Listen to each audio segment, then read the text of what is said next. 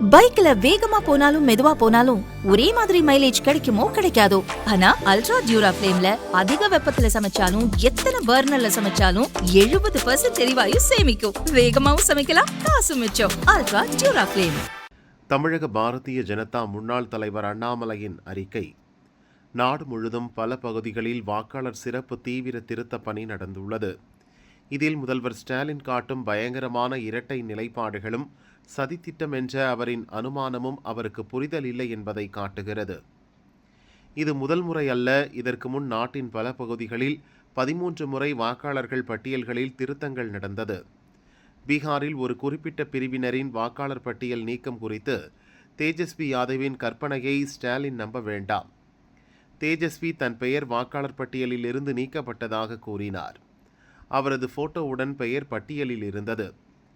Chennai RK நகர் இடைத்தேர்தலுக்கு முன் வாக்காளர் பட்டியல் திருத்தத்துக்காக சென்னை ஹைகோர்ட் தலையீட்டை நாடியதை ஸ்டாலின் மறந்துவிட்டாரா? அப்போது வாக்காளர் பட்டியலில் இல்லாத இறந்த இடம்பெயர்ந்தவர்களின் பெயர்களை நீக்குமாறு தேர்தல் கமிஷனிடம் வலியுறுத்தினார். 2017 திமுக தமிழகம் முழுவதும் உள்ள வாக்காளர் பட்டியல்களை திருத்த கோரி தேர்தல் கமிஷனிடம் மனு அளித்தது. ஆதார் கார்டை வாக்காளர் அடையாள அட்டையுடன் இணைக்க வேண்டும், வீடு வீடாக வாக்காளர்களை சரிபார்க்க வேண்டும் என கோரியது.